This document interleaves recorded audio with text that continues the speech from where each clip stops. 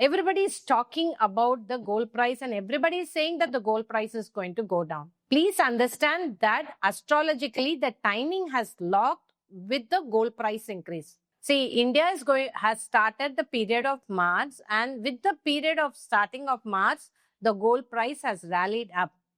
The same way Saturn transit or Saturn moving into the Meena, along with that only the gold price started to increase. So as long as the Saturn is in the Meena, it is not going to reduce.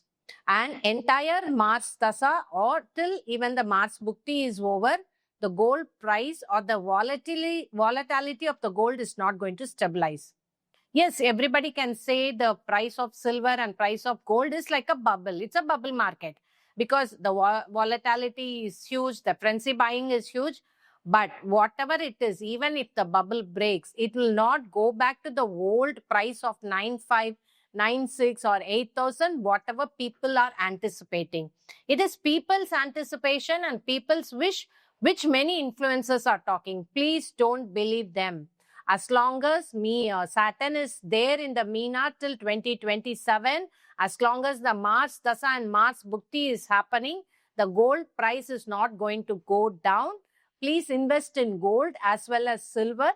Whatever the price is today, it may not come back to the same price in the near future. The days are gone is gone when gold was somewhere close to 9 or 6,000 per gram. That will never come back. It has moved forward. An entire history of gold, never the price has gone back to the old stage of 2014 or 2015.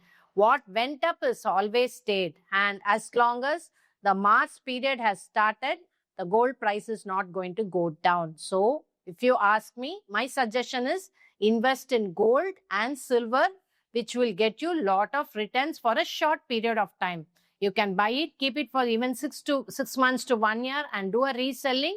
You will really make money out of this. This is Jayashree Astrologer talking about gold and silver.